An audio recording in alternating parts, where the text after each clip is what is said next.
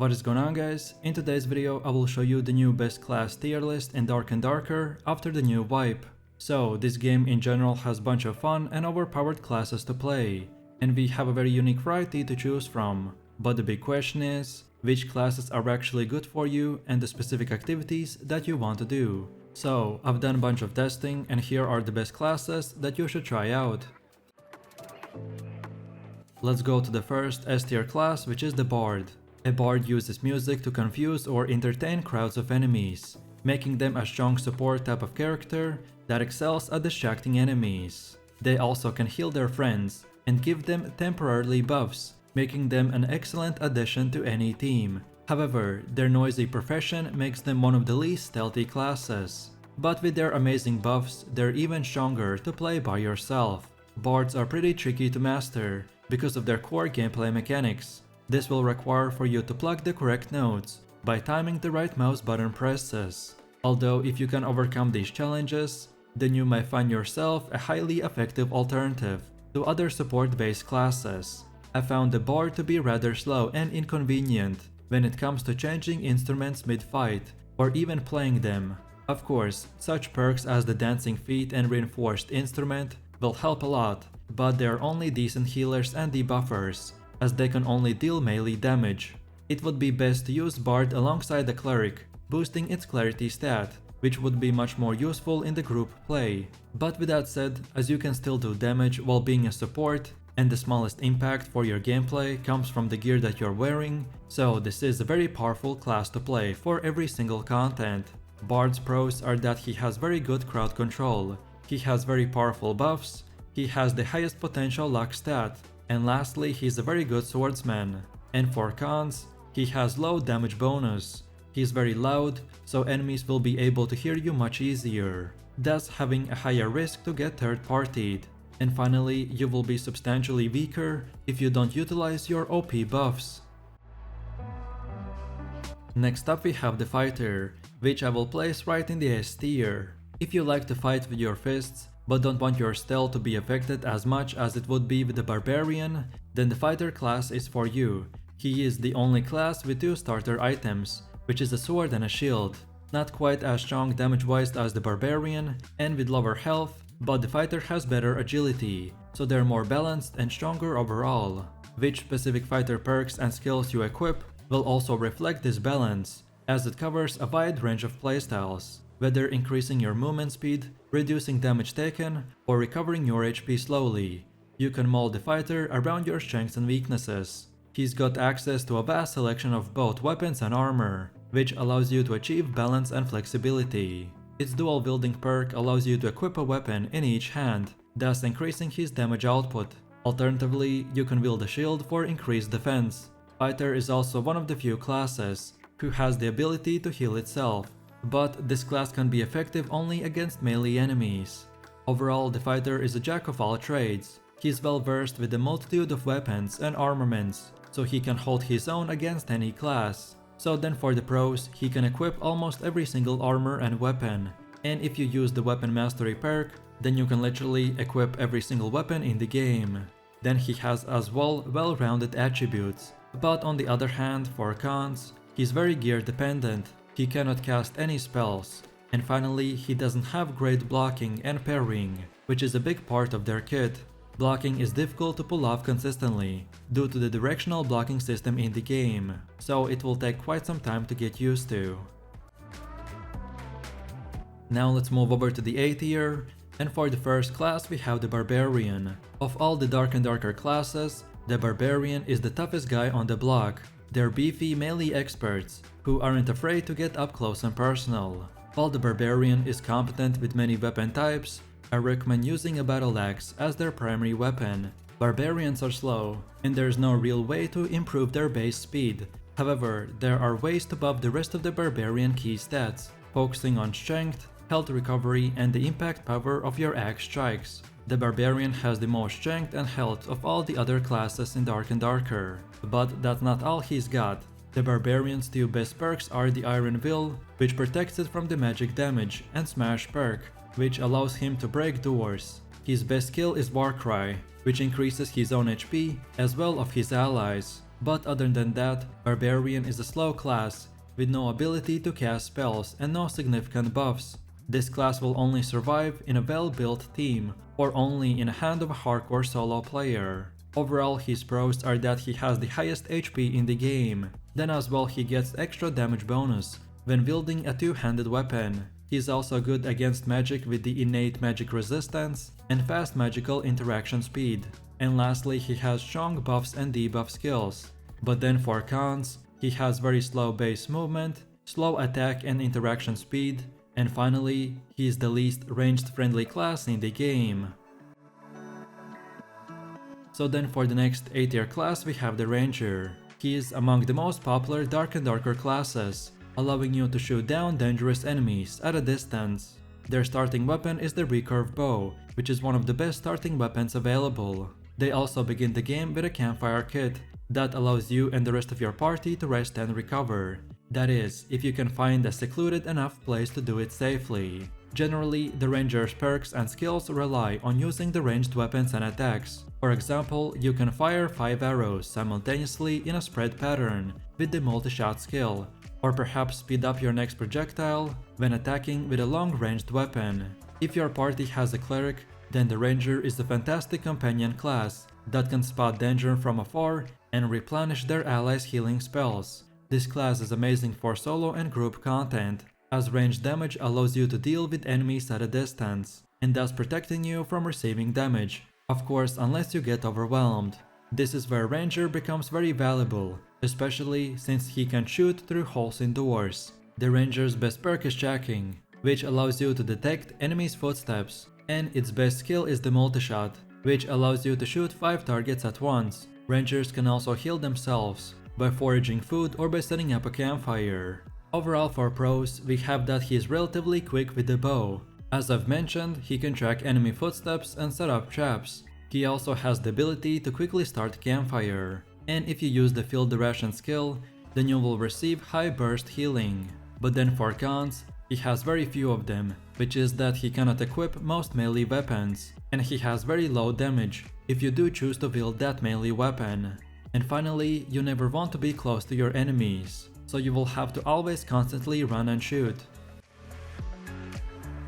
So then for one of the last A tier classes we have the Druid.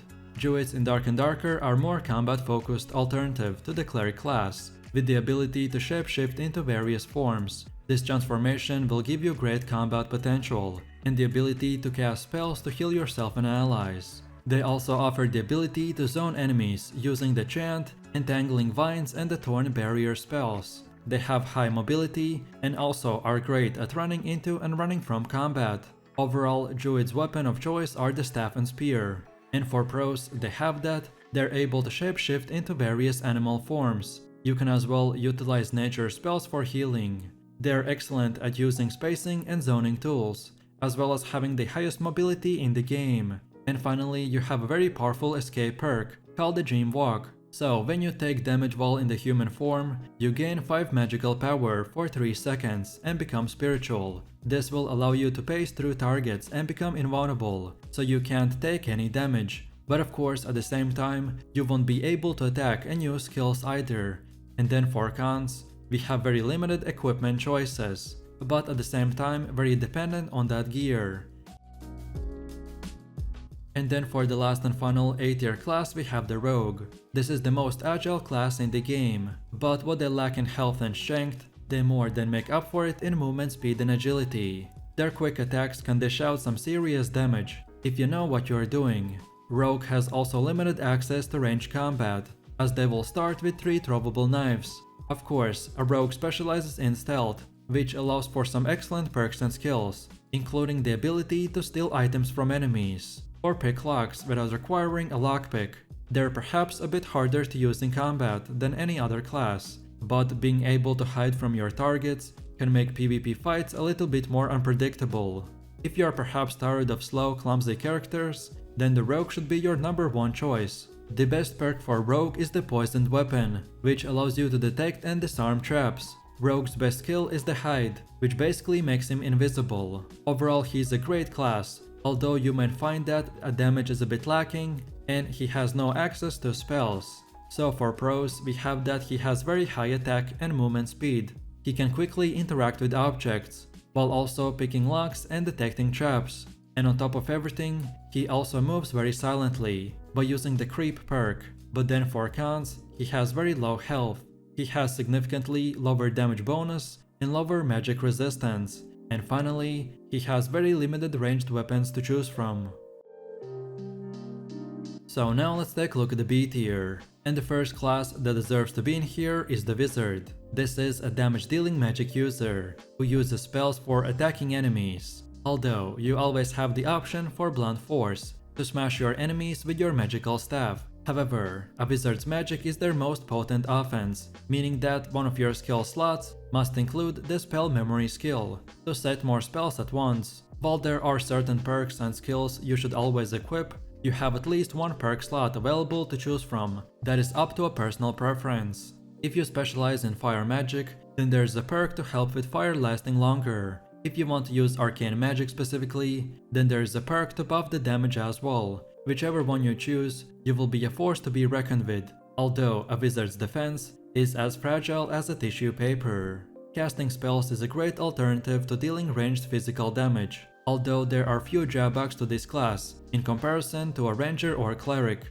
The wizard's best skill is the meditation, which allows him to immediately restore his spells. This is the only class in the game with this kind of ability. Although wizard can be very effective against enemies with heavy armor, its own strength and health are very low, so it can be very hard to survive without the cleric in your party. Overall pros are that you can cast very powerful spells. You also will get access to meditate, to refresh your spells. And lastly, you can wield magical weapons. But then for cons, you have very slow interaction speed. In general, you will deal very low physical damage, and you have very low max HP. Next up we have the Warlock, which also gets to be placed in the B tier. This class is a magic user, who channels his power through sacrifice, summoning hellfire, and weakening their enemies. While nowhere near as explosive in damage as the Wizard, they are a lot more durable.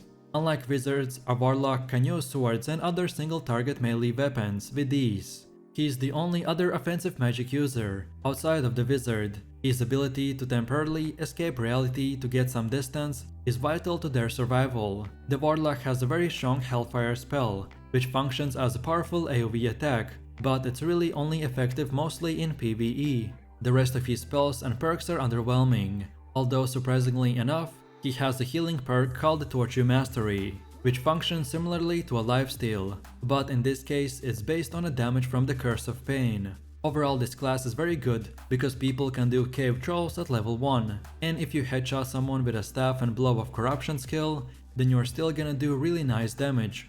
And from all the starting classes, by picking this one you will get really nice gear and amazing stats. So for pros, he can cast curses to debilitate enemies. Warlocks also get access to anti-healing, self-healing and multiple physical weapons. You can also do high melee burst damage, and can easily fight every single boss in the game. And then for cons, you will have to use health when casting spells. But if you consume too much health, then you can die, so be careful. And finally, Warlocks are very susceptible to ranged enemies.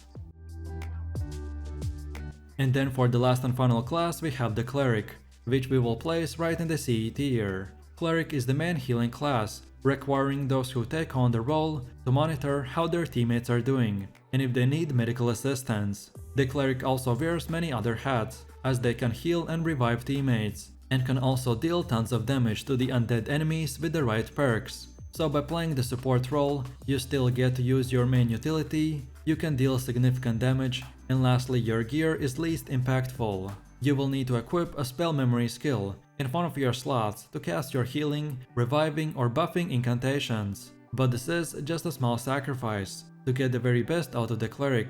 Initially, you can use up to 5 spells, but you can add 5 more by equipping the spell memory. However, better magic has a higher equip cost, so you should consider which ones are essential for your party's needs. The ability to revive or heal yourself and others plays a significant role in Dark and Darker group play, and that's why Cleric can be considered to be a very important class, although not very efficient in solo play. If you like to have a wide choice of armor and shields, then the Cleric's got you covered. Its best perk is the Undead Slaying, which boosts all of your damage against the undead by 20%, and his best skill is the Undead Purification, which functions like an AoE against the undead. So overall for pros, we can cast healing and protective spells. You're able to equip plate armor and blunt weapons, as well as having the ability to resurrect an ally without consuming an altar sacrifice. But then for cons, he has very slow attack, interaction and movement speed. We get low damage bonus, and he gets very limited ranged options to choose from. And that's about it. So for more Dark and Darker videos, check out my channel, and if you enjoyed this one, then click like, subscribe and comment, and I'll see you in the next one, so take it easy, peace.